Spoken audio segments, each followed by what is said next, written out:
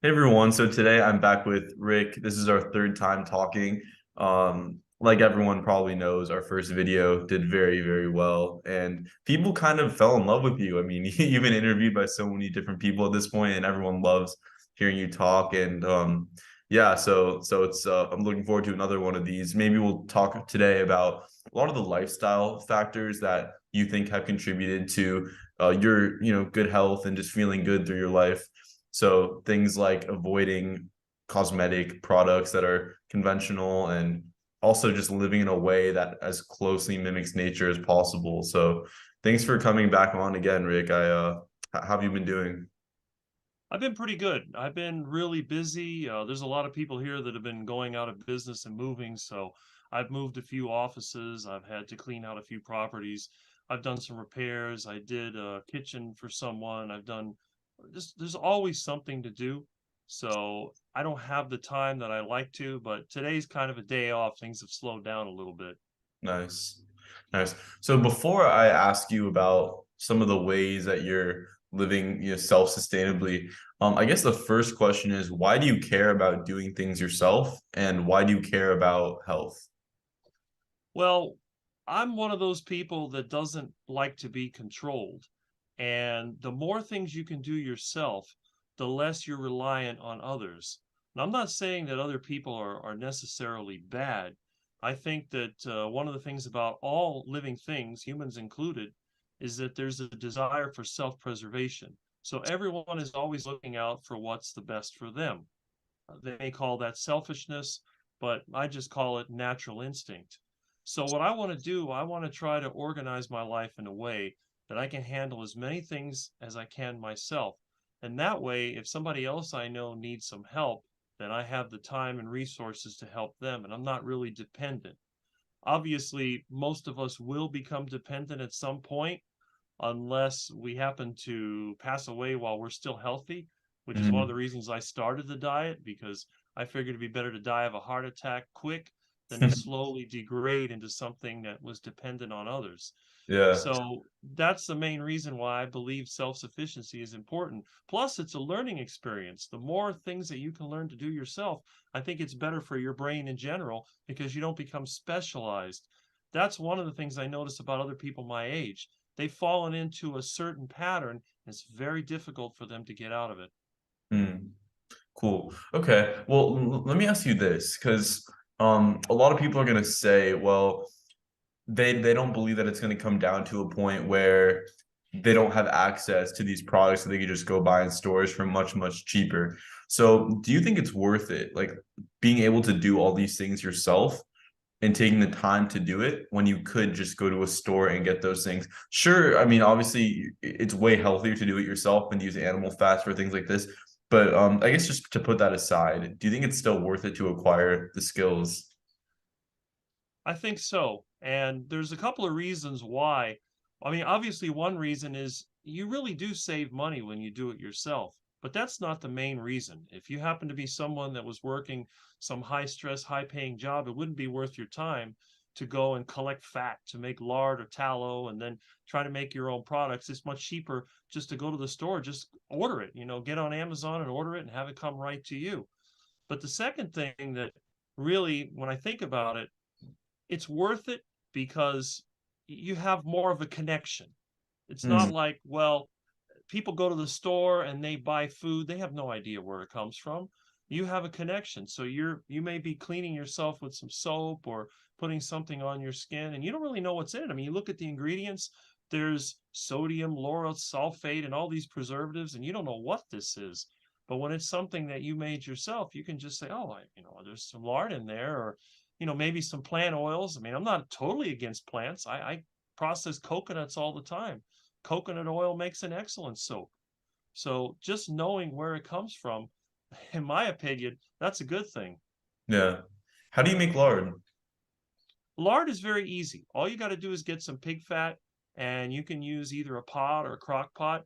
Crock pot is the most convenient because you can turn the heat down really low, and you just basically cut the pork fat into pieces, put it inside the pot, turn on the heat, and what'll happen is the fat will start to render out. It starts to flow out of the pork fat and it forms a liquid. And then what'll happen is the little pieces that are left over, the bits of collagen and protein and whatever, they'll just start to sit there and they'll shrivel up.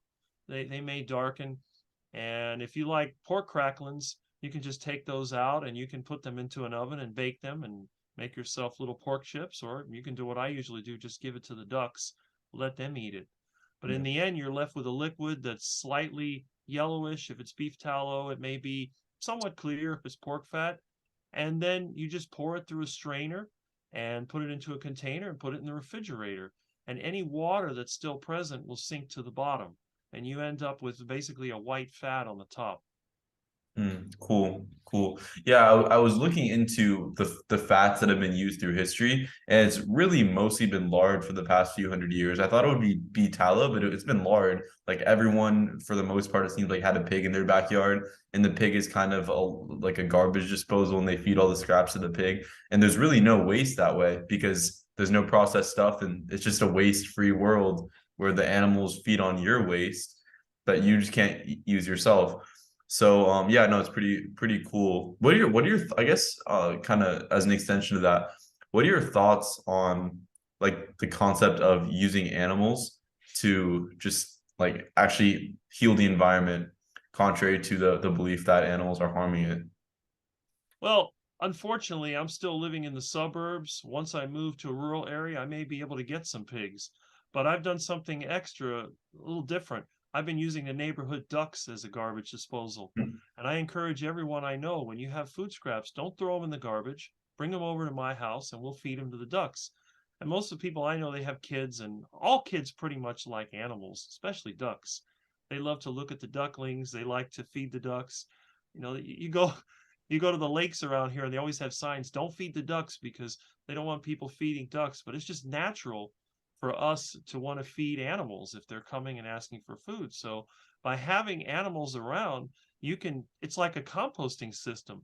Instead of having a ridiculous compost pile that you have to manually turn, or you have one of these drums that you have to rotate to get your compost, you just throw it to the animals and you let them pick through it. And then whatever they don't eat, you just rake it up into a pile. I take my lawnmower and I grind it up into little pieces, and within a week or two, it's all decayed. You don't smell anything. On the other hand, people put stuff in a plastic bag, and this is what really bothers me, especially when you see these parks where they have dog parks. They give you these plastic bags. You put the dog poop in the plastic bag, then you put it in a garbage can. Meanwhile, this thing is fermenting anaerobically and smelling absolutely horrible. And the worst part is it's producing methane, and it's probably producing carbon dioxide and ammonia and who knows what else, all the things that the so-called environmentalists tell you are bad, and they're encouraging you to do that. But instead, you could have animals around, that, like I said, that you feed the food scraps to the animals poop out their waste. The waste can then be turned into the ground, and eventually it will compost down and become part of the soil, and then you can use it to grow plants like I do. I grow bananas using food scraps and duck waste. And a lot of the compost people say, well, you can't compost meat. Meat is not compostable, and that's true. You wouldn't want to bury meat in your compost pile because it's going to spread disease and stink. But if you give it to the animals and let them eat it, they'll digest it. They'll put it out in their own waste. It goes back into the soil, and there's no flies, no odor, nothing. Nice. Yeah, it's a cool system. So, what other plant foods are you making use of these days? Because as you probably know, I've started to add some small amounts of plant foods into my diet. Right. Well, as you know, although you may call me the 40-year carnivore, and a lot of other people do, I did have a 7-month vegetarian phase, and I do supplement my diet occasionally with plant material. I believe my personal view is that stems, roots, and seeds are not edible for us, and we shouldn't eat them. However, I have no problem with eating selected fruits. And I also have no problem with certain fermented vegetables. For example, sauerkraut, which is a traditional fermented vegetable, or fermented banana flour. I believe the fermentation process actually can convert some plant material into something that we can digest, similar to the way that a cow would use its stomachs to be able to eat grass and then ruminate and keep digesting over and over again until it produces fats.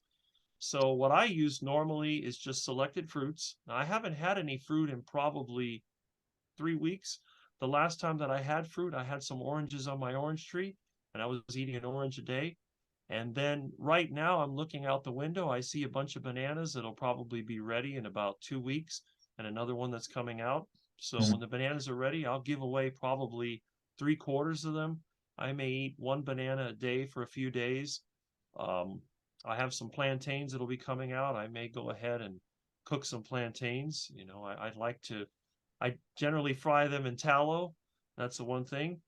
And what I'll do as a treat, I'll probably have a nice big heart attack burger, which is a 4 half-pound patty burger with bacon and cheese. And I always eat that with fries, but instead of using potato fries like the heart attack grill, I'll do it with plantains. So I'll cut the plantains, put them through the plantain cooker, cook them in lard. I even thought about making a video out of that because it seems like a lot of people go for the heart attack grill challenge.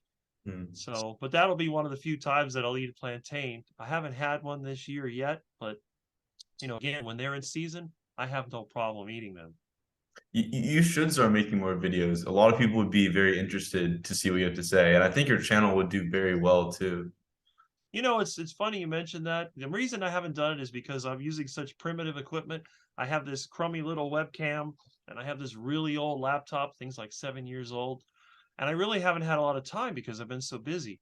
But hopefully now that work is settling down, the only other thing I have is this relatively ancient camcorder that I've used to make videos outside.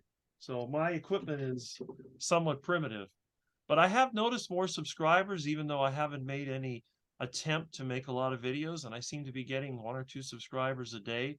So you're probably right on that. Yeah, I'm sure your channel would do very well. Like if you did stuff about even things like how you make your soap, what you put in your hair routine, like you cooking for a day, what I eat in a day. I mean, the more trendy stuff you probably wouldn't need to do, but you could, and I'm sure people would watch. Yeah, that probably is that something that you would enjoy, or would you enjoy making videos? I would enjoy. The only thing is, I didn't want to be another one of those influencers, the fake influencers that are out there that always have some latest headline. Oh, I've discovered this. Oh, you have to eat this, or this is a superfood, or oh, this lifestyle is going to change your life. And I don't want to be one of those because I don't believe that one thing can really make a difference. I think it's a sum of different things. Some people may have one lifestyle, and again, I've known people that had terrible diet and terrible, but they lived a simple lifestyle and they lived a long time. And I've known other people that do everything right and they still have health issues. And I think a lot of times these influencers, all they care about is getting their name out there so they can make some money. And then people will follow them. And you see that a lot on YouTube. People do really stupid things to get views. They have millions of subscribers. And then, what's the point? I don't see it. If I do YouTube videos, I just like them to be targeted and to have a certain feel to them that, makes me feel good, makes other people feel good. Yeah. Well, I think my concern with the whole carnivore movement, because there definitely are carnivore influencers who are just doing trendy kind of BS stuff that just to make themselves money, is that it's kind of a distraction in my eyes. Like when I talk to you, you talk about the really important things in life, like living simply, making your own stuff, being connected with nature, going on barefoot walks, killing your own food when you can, things like that that are really important and can contribute to a happy, low stress life. Whereas the carnivores don't care about any of that stuff. All they care about is eating meat. Doesn't matter where those animals come from. Doesn't matter. It doesn't matter anything really besides the consumption of meat. But yeah, I just view it as a bit of a distraction, or if not a distraction, just getting away from things that also really do matter as well. Yeah, and believe it or not, even though I'm known as a longtime carnivore, I'm one of the biggest critics of the meat industry. I am very distressed by the way that meat is processed and the way they treat the farmers and ranchers. Big business has taken it over. I think there's only like 3 companies that process meat. That's one of the reasons I do not eat raw meat because I don't know where it's coming from. And if I haven't killed it myself and I haven't been able to examine the health of the animal, I don't want to take a chance. So, and this is one thing that I've always agreed with a lot of the vegans that I've known. They criticize me for eating meat and how bad it is for the planet. And I try to explain, well, it's not the meat that's the problem. It's the way that the meat is raised. You have, for example, you have chickens crammed into giant warehouses piled up on top of each other. And you have cows that are stuffed in feedlots and fed a bunch of industrial waste to try to fatten them up. It all comes down to yield. But I explain to them too, as a vegan, you're supporting the same system. Unless you're growing your own fruits and vegetables, you're supporting an even bigger agribusiness system, a system where the environment is completely destroyed to plant monocrops that stretch for thousands of acres. And it comes down to corn, wheat, and soybeans. And all these food products you're eating are just different forms of the same foods.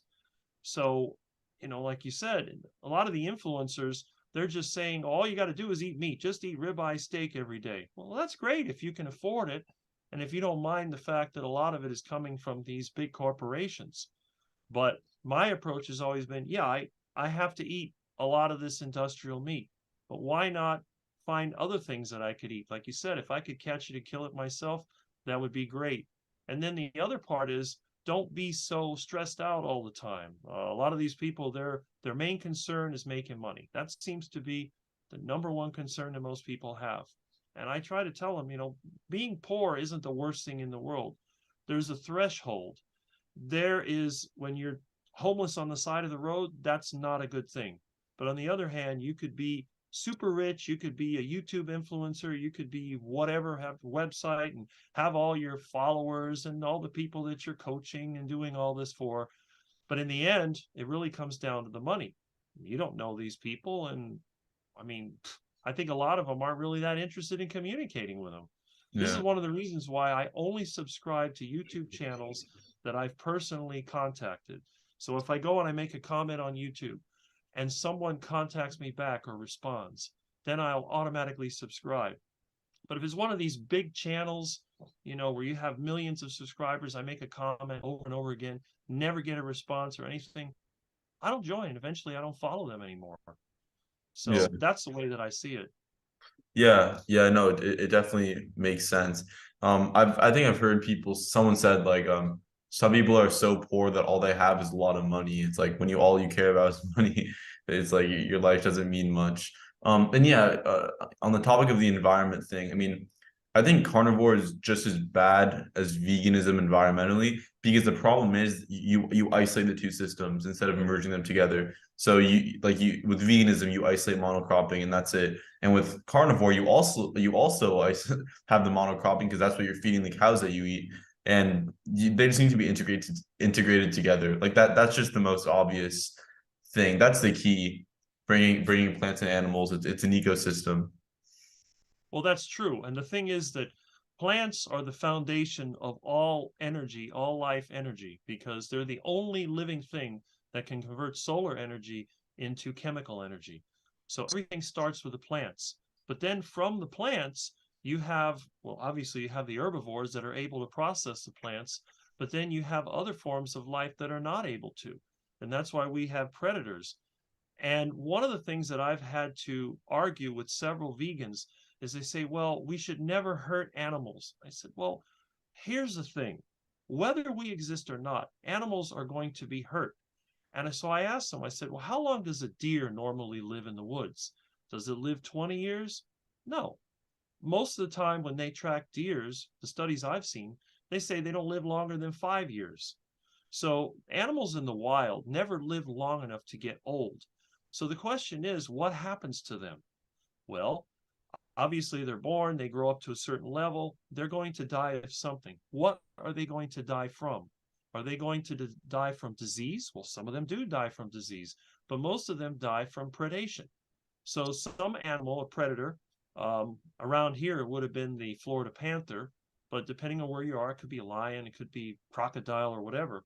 A predator is going to eat the prey. And when the predator eats the prey, how do they do that?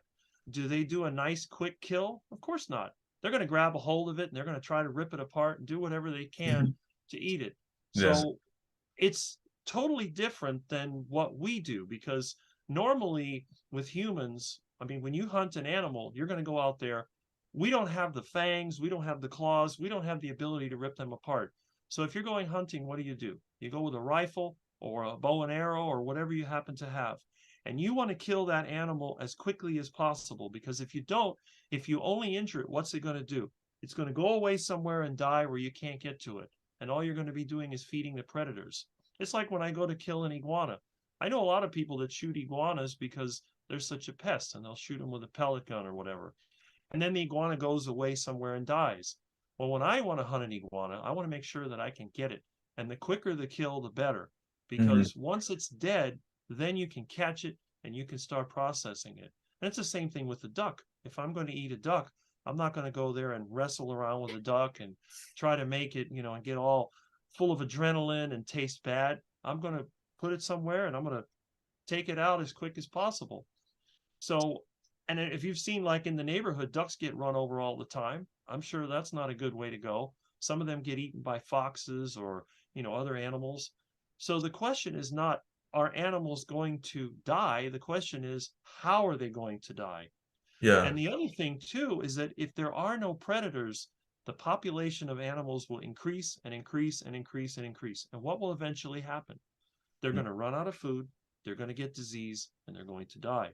So no matter what system you have, animals are going to die. So the other question is, do you want the animals to live in an unnatural monocrop situation that requires constant human intervention? Or would you rather have a more traditional pastured existence where humans take care of the animals, they protect them from predators, they supplement them with food when it's not available, but for most of their life, they're outside foraging for their own food.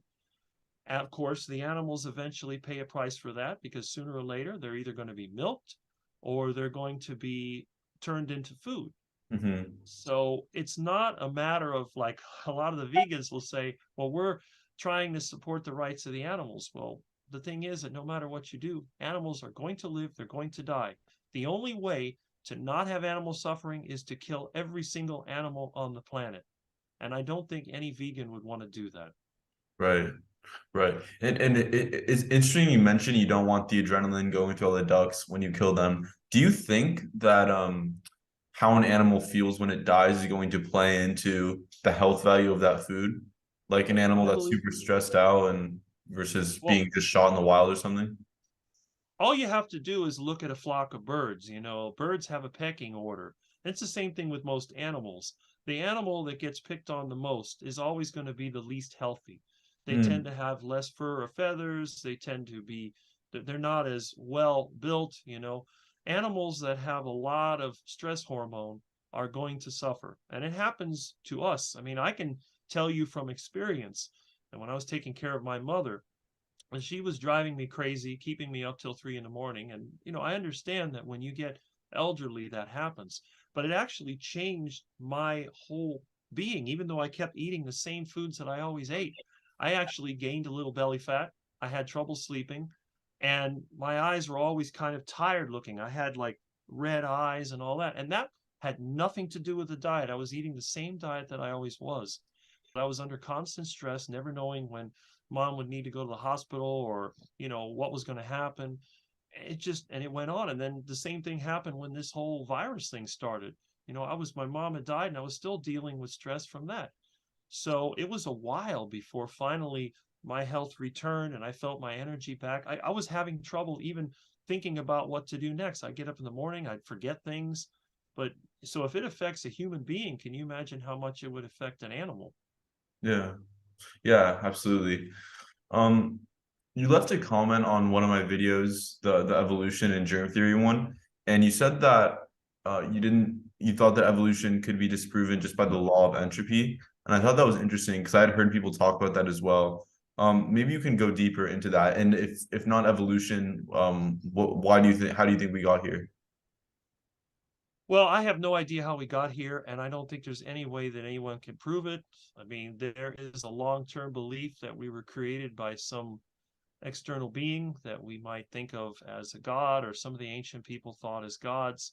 We can't prove that God exists, but then again, we can't prove that God doesn't exist. And there is a long tradition of deism. We have several religious publications, most notably is the Bible, which I'm sure most of us are familiar with. The fact that that book still exists, in my opinion, seems to suggest that it has some backing to it that there is something in history. Also, the fact that most humans do have a natural belief in there being higher power or higher powers. This seems to be a common theme in most Mhm. traditional societies. Now, in terms of where life came from, how it was created, I don't know.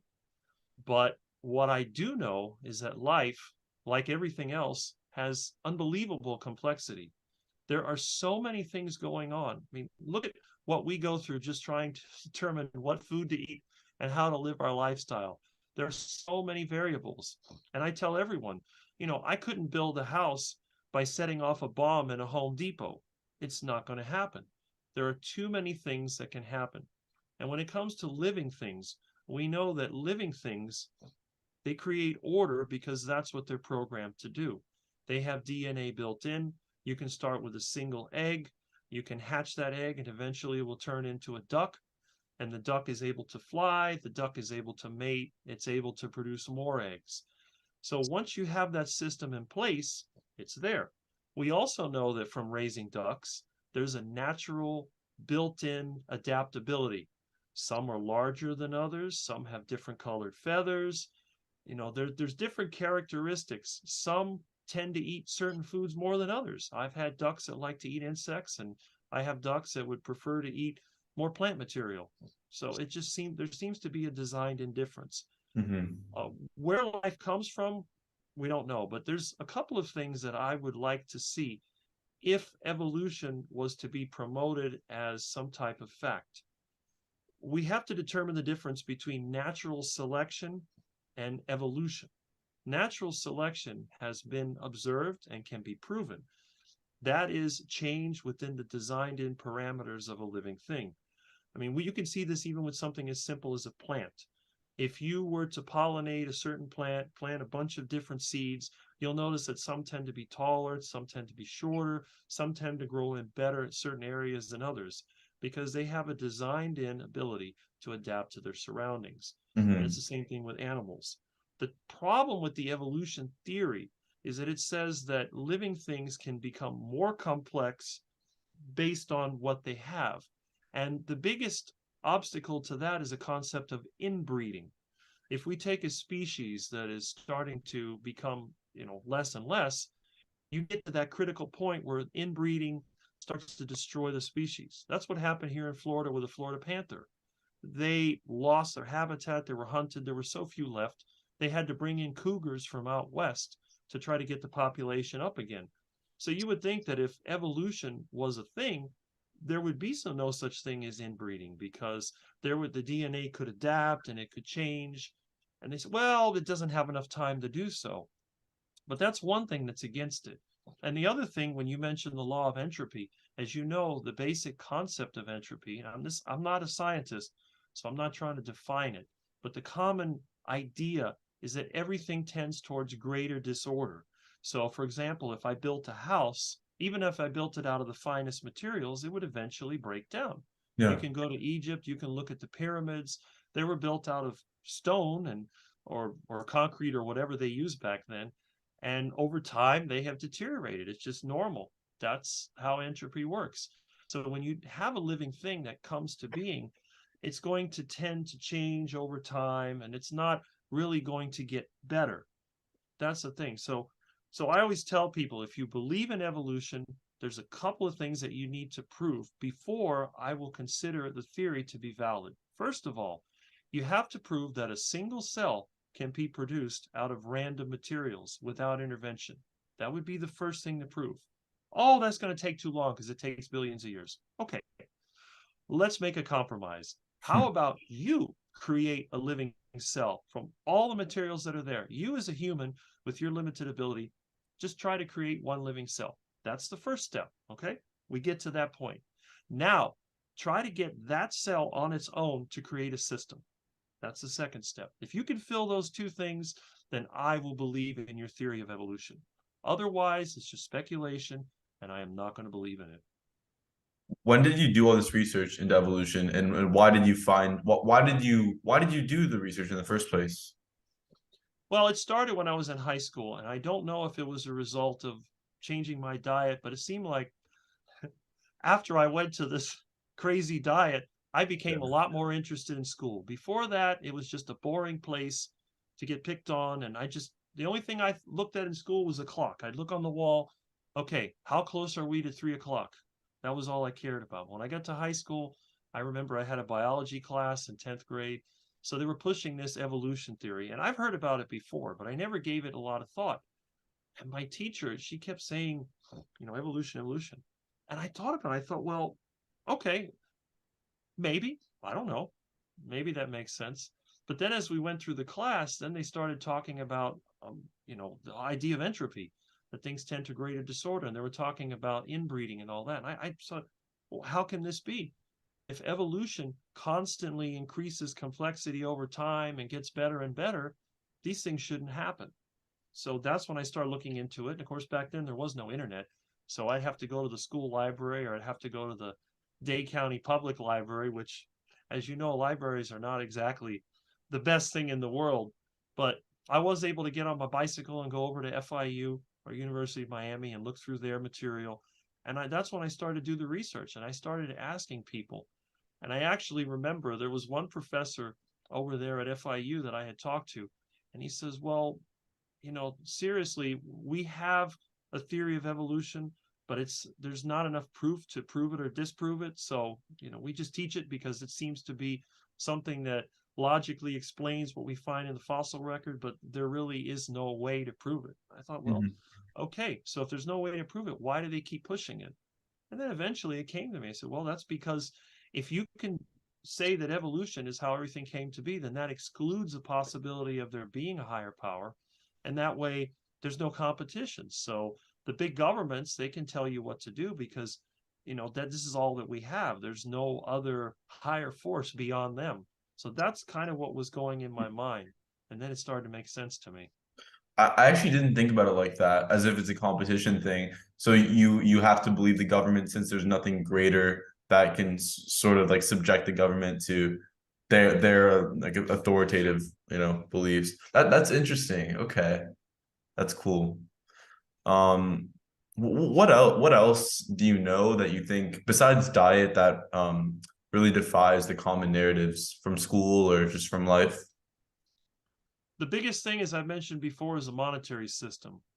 The whole idea that we have to spend our lives working for pieces of paper that they can basically create out of nothing. The idea that if you work hard and you do the right thing, that you're going to be rewarded. That's one thing that I found to be completely false because, especially growing up here in Miami in the 1980s, you notice that all the people that had money were drug dealers. So the government was so anti-drug, and yet all these people had all this money. I mean, you could look at that TV show. What was that called? Miami Vice. And you see them, they'd ride around in their Ferraris and Lamborghinis and all that. And you'd see it in real life down here. Everywhere you go, you see the exotic cars and you see the expensive homes and all the people that worked hard, all they got, if they were lucky, was a retirement and a watch. So, everything they tell you is wrong because, oh, don't do this. Well, yeah, you don't do this and you don't go anywhere. And I think a lot of the system is designed, and this was the other thing that I started to think about. I said, well, why would you want people to do something that's not going to benefit them? Well, it's very simple. Because once I got a better understanding of how the monetary system worked, I realized you have to put people in debt. If you don't put them in debt, you can't have billionaires because one human being can only do so much. I mean, how much value does one person have? Unless you're the person that discovers nuclear fusion, what real benefit do you have? Let's say that you're Bill Gates or whatever. What did he really do? He owned a software company. Did he write all the software himself? No. He hired people to do it. So you think of any great person. You think even like Thomas Edison. Edison invented a few things. Sure, he invented a lot of things, but it was really his ability to use others that made him a successful businessman. You could look at Nikola Tesla. Nikola Tesla had even better inventions, and look at where he ended up. It just seems like the system is designed. It's almost, if you want to think of it in the most general way, think of it as like a ranch. You have cows or sheep or whatever, and you raise those cattle to be able to milk them or use them for meat. And it seems like the governments and the human system, they do the same thing with the people. They're farming the people They're giving them just enough information to be productive so that they can get into debt and then make the system benefit from them. That's what kind of came to mind. That's why I determined I would never go into debt. Even though I was poor, I refused to go into debt. I would only get enough resources so that I'm able to have energy and have food, eventually get a place to live. But I never went out trying to follow the trends or trying to get, new car or remodel a house or whatever. I figured as long as it does the job, that's all that mattered. And avoiding the debt trap, that's a big deal there. Hmm. Yeah. Do you think it's like a false comparison to call it almost like like slavery kind of? Um, it is a form of slavery. Traditional slavery comes down to, you own somebody, you buy whatever this person is, and then you house them, and then you got to give them enough food where they'd be productive. You can't let them starve because they'll die, and they have to have a place to live or they'll get sick. But that's traditional slavery. And then you tell them everything to do. Well, the system we have now is very similar because if you think about it, we don't get to own our own home. We have to rent it from the government. That's called a property tax. So if we don't pay that, they take it away from us. And our food, well, most of us don't grow our own food, so we're going to have to work to get it. But it's not the farmers that are benefiting from it. I mean, if you think about how little they get, it's quite sad. It's going through the system. And then you have these big corporations who can manipulate food by processing it into many different ways and making it more addictive. To me, that right there, that's almost like a form of slavery because people start becoming hooked on these certain foods and soft drinks and so on that they have to take. Then they've got them hooked on trying to look a certain way. You don't want to look poor. God forbid that you would have old clothes or an old car or a broken down house. People are going to laugh at you. You need to have these things so then you can move ahead.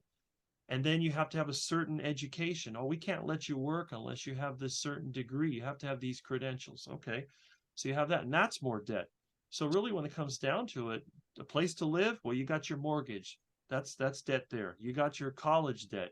You have the debt for your car. Then you have your property taxes. You have all this debt. Plus, you have to pay for utility bills because you need energy to live.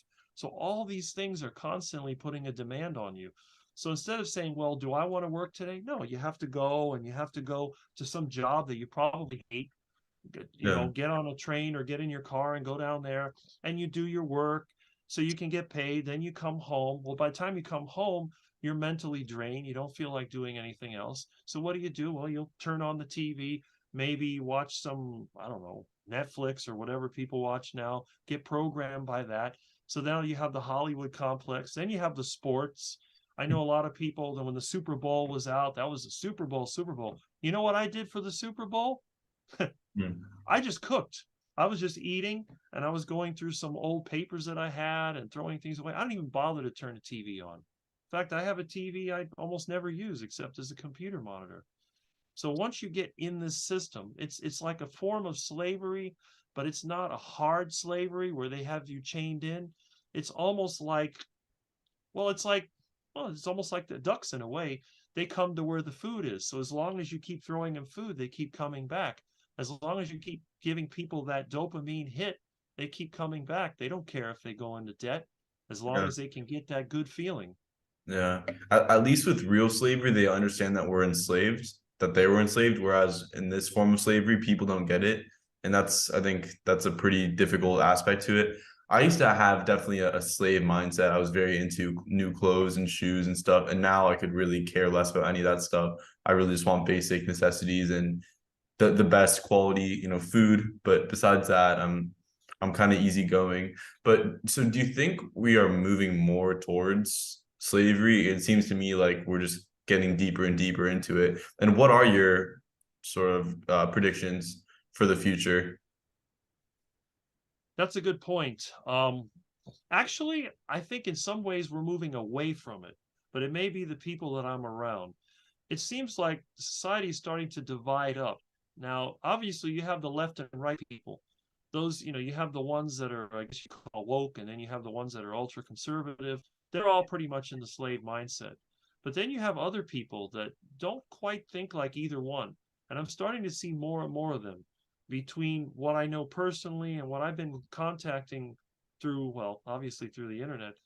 I'm starting to see that there's more people that are aware. And I think part of the problem is the system that we live in is fundamentally flawed. Being a debt-based system, it relies on increasing debt, increasing, you have to keep working harder and harder just to maintain the same lifestyle. And I think that people are starting to see that the direction we're going in is not a good one. Prediction for the future, this is where I'm a little divided because I think the more people that are educated now and they realize how things are going, that's like the way I see things. I can predict pretty accurately what's going to happen next because you see the pattern of the system. But a lot of times when people get emotional, they don't use the logic part of the brain. They're going to react emotionally.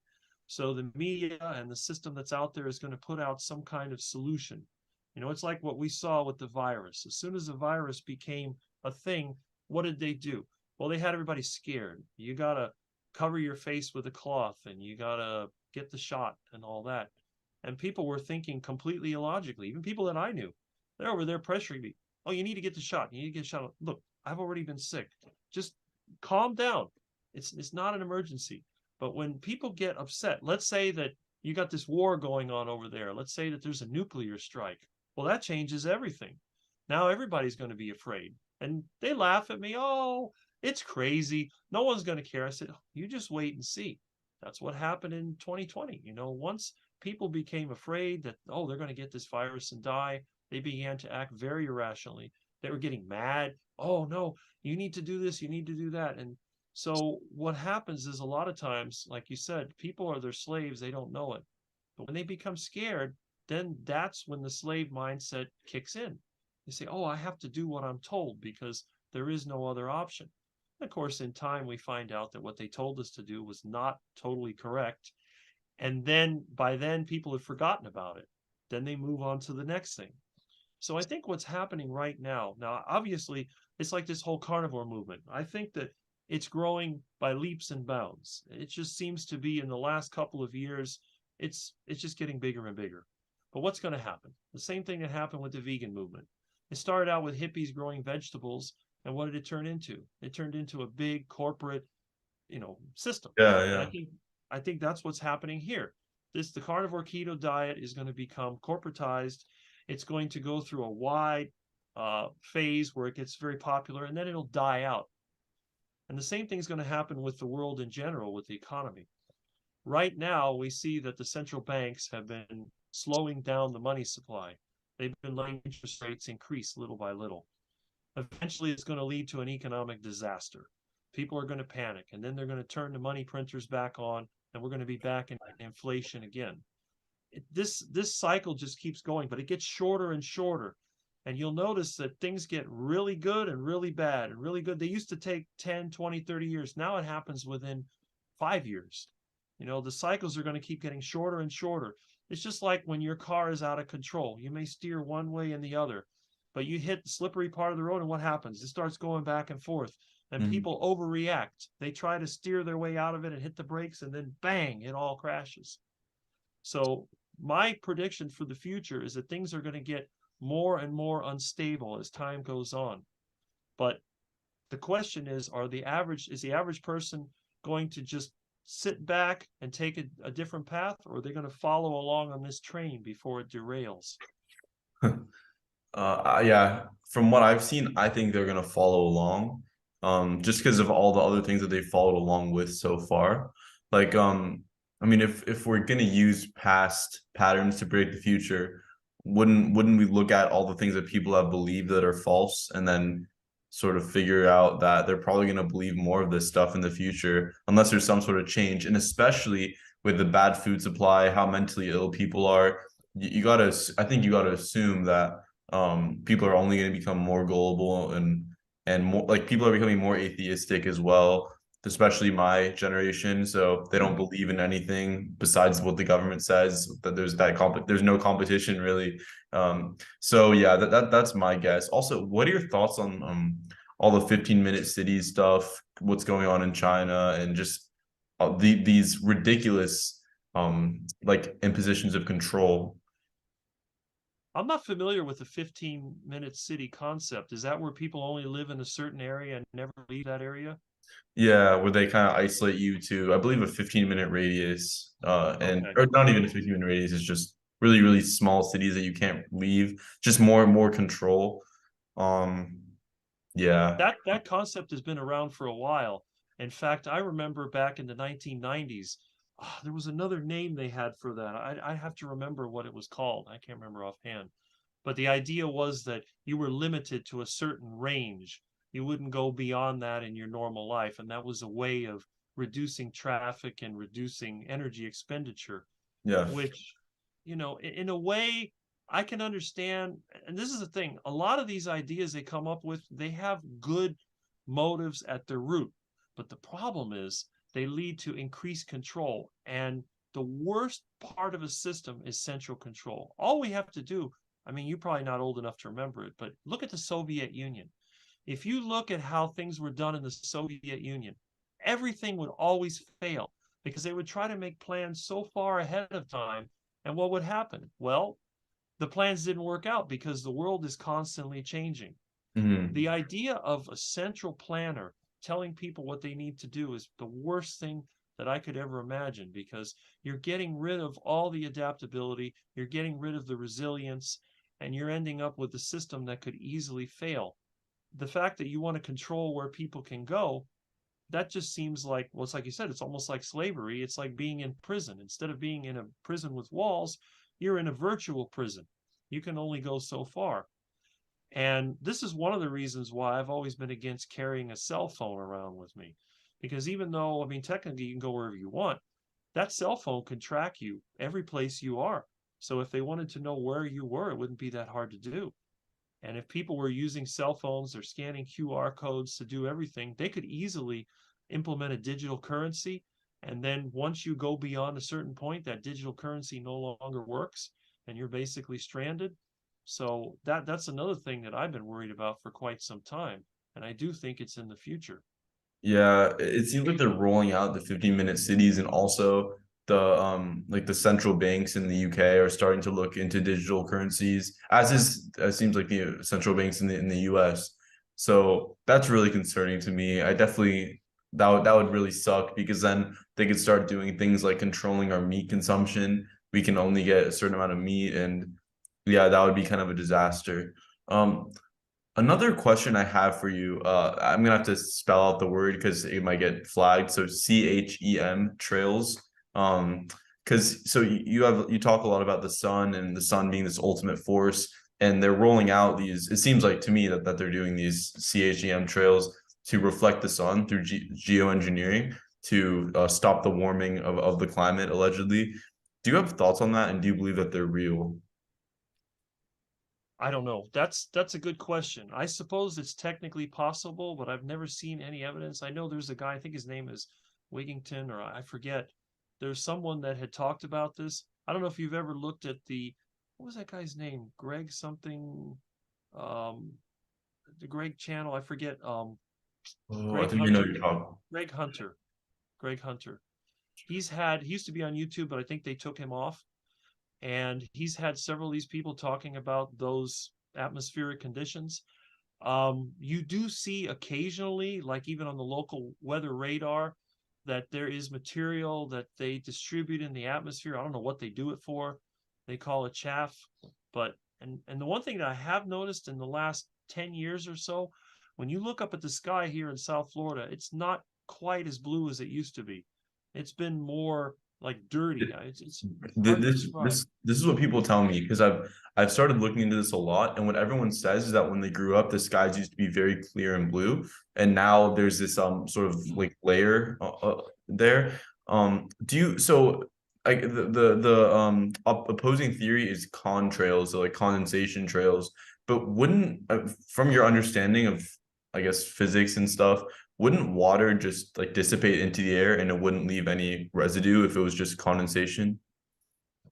It depends on the altitude because at higher altitudes, there's not that much, there's not that much water. But yeah, it depends a lot on atmospheric conditions. And you could see it even if you run your car, you could see the water does come out whenever you burn any kind of hydrocarbon fuel, you're going to get water.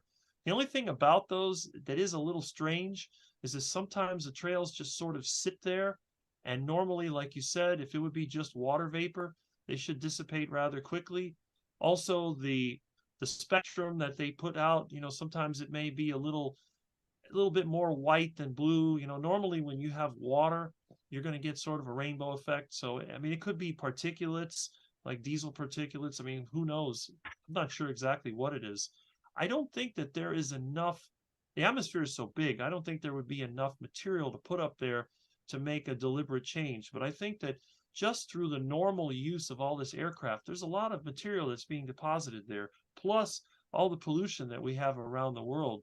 And I think that in itself has had an effect. I mean, obviously, burning all these fossil fuels can't be good for the planet long term. So there's definitely something going on. Yeah, yeah, and there's way more aluminum, barium, cadmium in the soil. Yeah, I was just curious if you had given some thought to it. Um, so have you looked into like any of the other recent events with like train derailments or any of that stuff? This is what I was predicting before because a lot of corporations, all they care about is short-term profit. And the easiest way to make money is to buy back your own stock. So when the Federal Reserve lowers interest rates to next to nothing, they can borrow a bunch of money and buy back their own stock, which Hmm. manipulates the stock price. You would think that a corporation that was thinking of its long-term future when interest rates were low and they borrowed money, what would they do with that money? They would invest in capital equipment. Now, I don't know about other places, but I know the railroads here are pretty much dying. There are tracks here that are abandoned. They're just sitting there until they can be turned into developments. But you see a lot of railroad equipment that's very old. A lot of the railroad cars here are covered in graffiti. They're rusty. Who knows what the bearings are like? I think what's happening around the country is a lot of these food processing plants and railroads and even some of the utilities have been neglecting maintenance for many, many years. And I know I've been guilty of doing that myself with my own home and equipment. When I was busy and I didn't have the money, I let things go.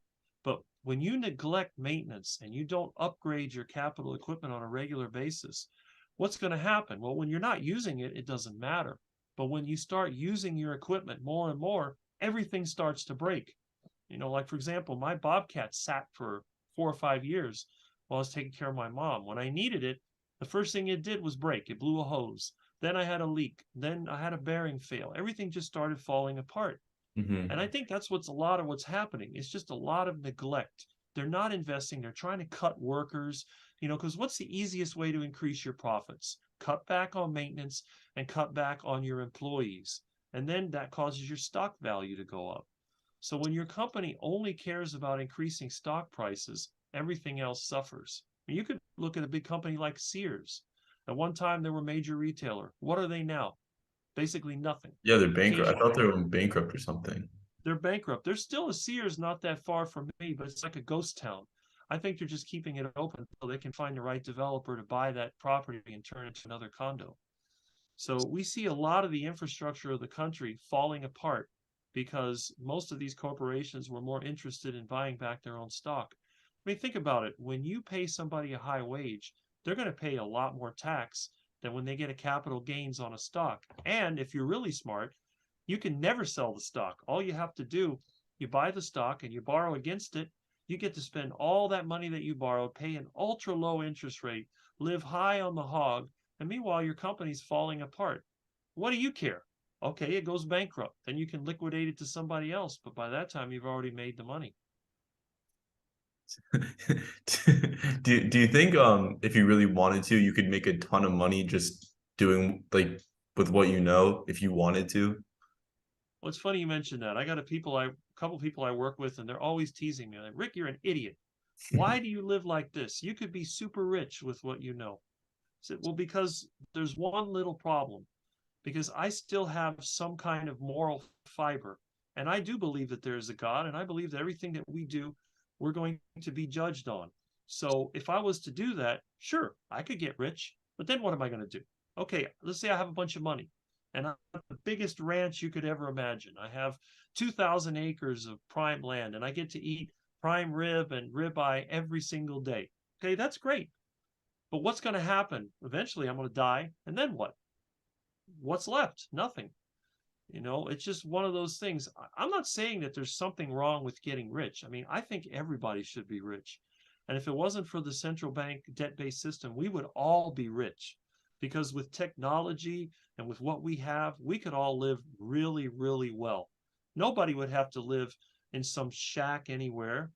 And of course, there are environmental factors. I mean, obviously, if you live in a place that has a drought, you're going to have hardship. But with technology, we could fight that too. If we could manage our population to a way that makes sense with where we live, I'm not saying there's too many people in the world. I'm just saying that people are concentrated in certain areas. It's like here in Florida. Everybody wants to be in one place. You come here to Miami, you can't even drive anywhere. The traffic is ridiculous. Go up the middle of the state, and what do you see? You see a bunch of empty land and so on that we used to have cattle. Well, now they're developing that too. Everybody from around the world is descending on this place. Then if you go to the Midwest of the United States, what do you see? You see a lot of open space. There's no people there. Then you have people concentrating in desert cities and concentrating in coastal cities.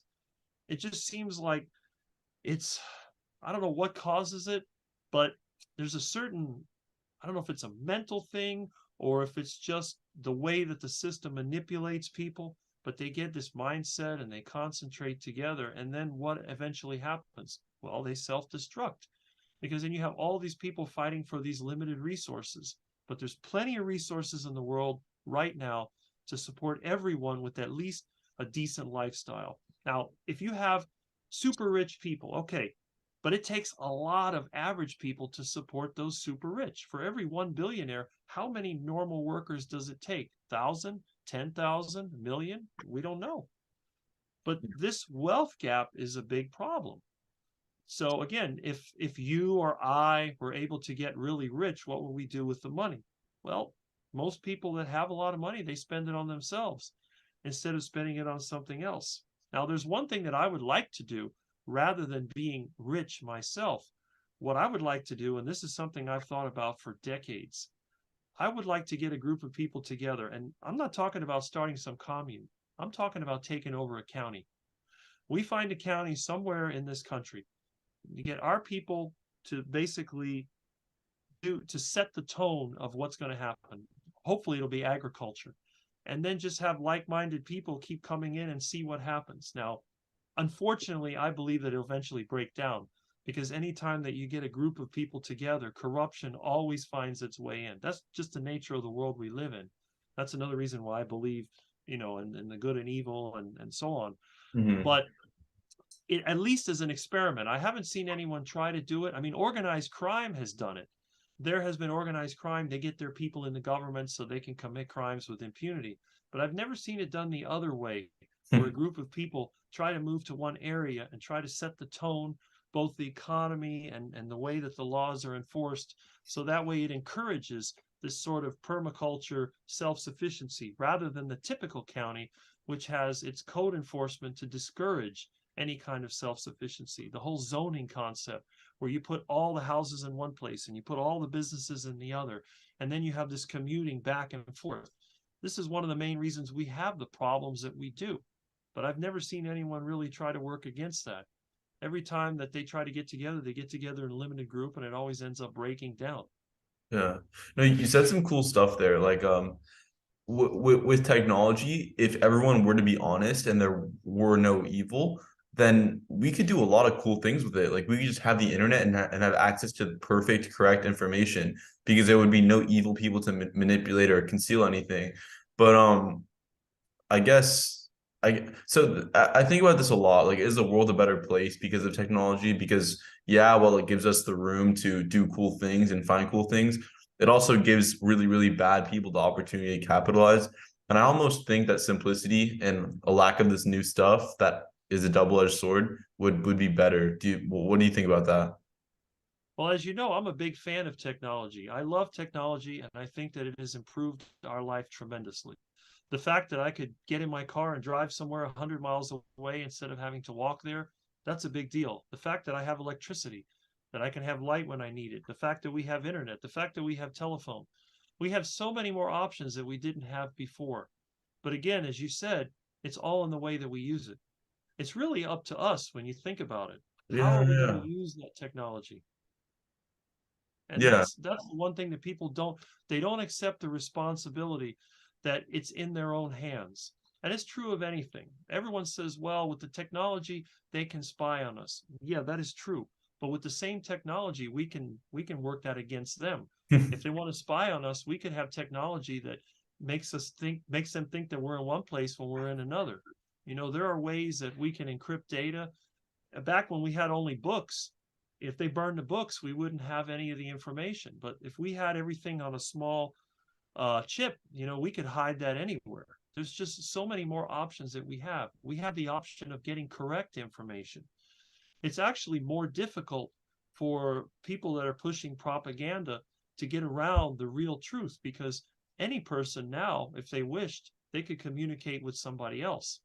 But the problem comes down to what is the general, um, I don't know what some people call zeitgeist, but what is the general motivation that average people have? What motivates them to look for information, or what drives them? And of course, most people are driven by their stomach, or by the urge to mate, or whatever other, for comfort. I mean, that's obvious. So when it comes to technology, I mean, even before we had technology, you had tyrants. I mean, you can look, I mean, like I said, look through the Bible. Even if you don't believe that the Bible is God's word, there's a lot of information that's in there that seems to line up with history. And you can see that there were good rulers and bad rulers, and they ruled, with the iron fist or whatever. So even without technology, they were able to control people. Look at the Roman Empire, how many nations that they had subjugated. And then you think about it, so technology or not, it doesn't really matter. But on a personal level, our lives have improved greatly with technology. The problem comes when people start using that technology in a self-destructive way, when all they're doing is stimulating dopamine all the time, and they're using the technology to think for them instead of thinking for themselves. Yeah, I definitely agree with you that there's a huge degree of responsibility that people tend to neglect when they try to vilify technology. But just to kind of give you an example, so like the first 14 or 15 years of my life when I was, let's say between like 10 and 15, when I was super reliant on technology, got Instagram, got Snapchat, and cared about a lot of things that I was seeing on there. I don't know if I can necessarily say that I'm responsible for having fallen into that addiction since I really didn't know better and it's all that I knew. But when I got out of that and my life progressed and all of my friends were still using this stuff, even though I didn't want to anymore, it was like this life that I previously come from was still coming back to haunt me, even though I wasn't really responsible for the things that I had done at that point in my life because I wasn't aware of how bad it was. So I definitely think that there's an aspect of responsibility there, but some to a degree, it's not totally in our control, especially when you base your life around tech and you just didn't know. So like I mentioned that because I'm at a point now where I had a lot of friends through high school and I'm kind of watching them split from me and with my parents who and family members who are really relying on technology and living a certain lifestyle that I just had no say over back then. It's like I'm watching them in some ways get away from me, and so there's a degree of self responsibility, but you can't really control the others, which kind of sucks. Well, the other thing too is that your generation is a little different because you've grown up in this world of technology. When I was growing up, our idea of device would be finding a payphone somewhere to call your parents. They gave you Yeah, a dime, 15 cents or 20 cents or whatever. Oh, call me when you're ready to be picked up. When I grew up, what's in that cabinet over there, there's a World Book Encyclopedia and Encyclopedia Britannica. There was no Google. If you wanted to look something up, that's where you looked, and they sent you a yearbook every year as long as you paid for it. So I'm a little unique because even though as I grew up, technology did come into being, obviously when I was younger, you had the Apple computer and then you had the IBM computer. And then, yeah, of course, video games were a big thing starting in the late 70s. You had the Pong game and you had the Pac-Man and all that. But I guess I got both of it. I got both the written word, the books, the non-technology, watching cartoons in the morning, going out to play with your friends in the afternoon. It wasn't until I was in my 40s that I ever became aware of social media. So in your case, when I was in my 40s, you were still, growing up. But the thing is that in the end, you broke free from it. You have been able to use the technology to your advantage. You're not just doing Instagram or Facebook or whatever just to get attention. Now you're out there making videos. You're going on YouTube.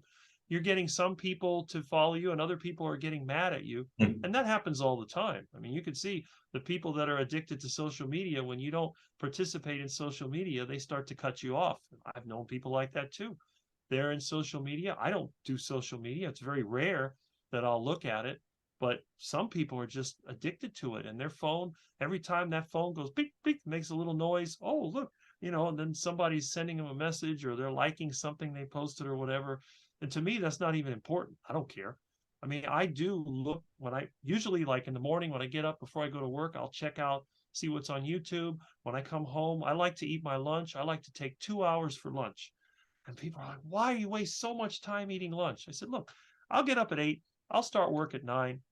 I'll work till about 12 or 1. Then I'll eat lunch, sometimes 2 hours. I don't go back till 2 or 3 o'clock. Then I'll work until 7, 8 o'clock, whatever. So I put in the same amount of hours, but I like getting the technology in bites. When I'm working, I don't want to be bothered. I don't have a cell phone. I don't check Instagram or anything like that. I concentrate on the job to be done. When the job is complete, then I'll go back to the technology. And again, I don't have a cell phone, but I do have a tablet and I do have a laptop. So I can check the technology whenever I want, but it seems so stupid to be distracted all the time and worried about these messages on social media. I mean, what's the point? Is it just the dopamine hit they're getting every time they get a message?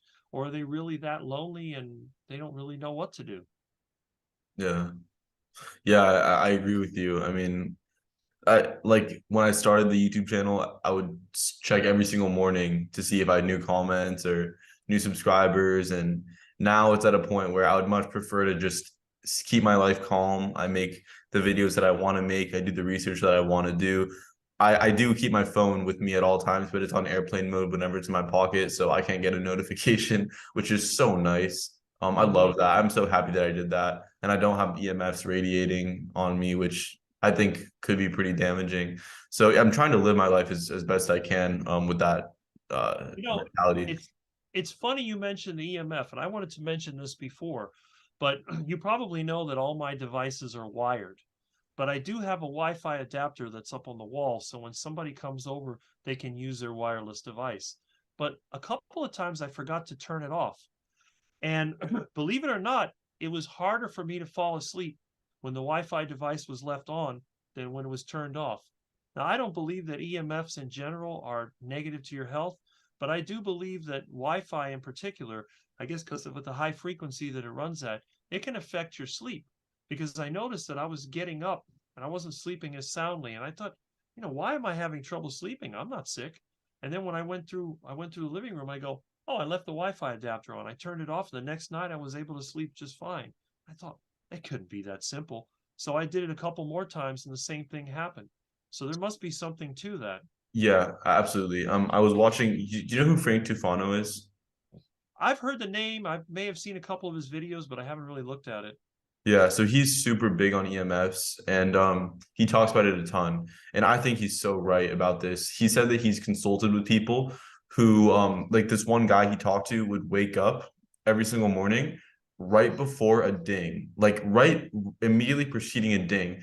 And it was like the microwave in the apartment next door radiating EMFs and causing him to wake up. And it was this doing this every morning. And me, I'm in Portugal right now in this massive apartment complex, and I wake up through the night. We turn off the Wi-Fi every night, but I still wake up because I think it's a really high EMF environment. And yeah, I just don't sleep through. So I definitely think it's a huge deal. This, EMFs. yeah, this also happens to me when I was in hotels, like when I had to go away for business or for conferences.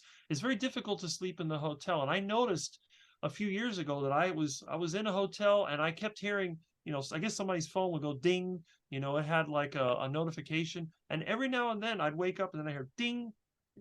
That's kind of weird. So there must be something to that. Yeah, yeah. Yeah, absolutely. I think it's so fascinating to me, and I think EMFs are the reason why I feel so terrible in airports. I'm not sure when the last time was you took a flight, but yeah, The for like last time I took a flight was 2005. That was when I went to okay, the ISC. In fact, I still have that card somewhere. The ISC West Conference. We used to go to Las Vegas, but Las Vegas is one of those places I've hated more and more. Seems like the more times I went there, the more I hated it.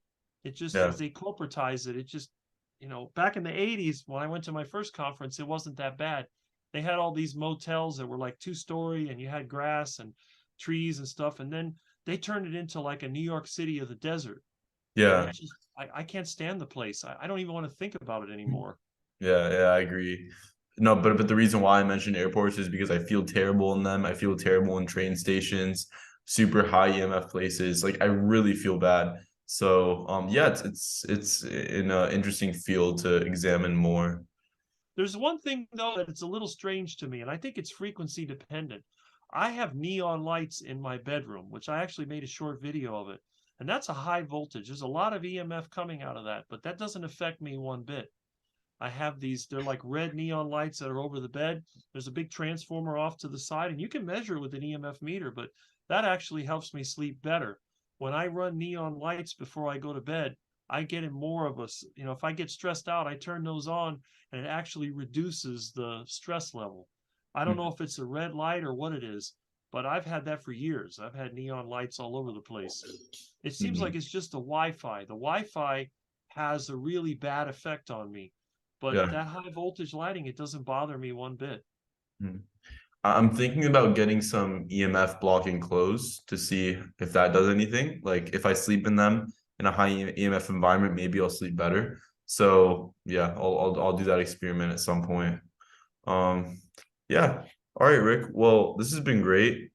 We should definitely do one of these soon. It's always good catching up. As always, All right. Well, have a good rest of your day. It was good talking to you. thank you.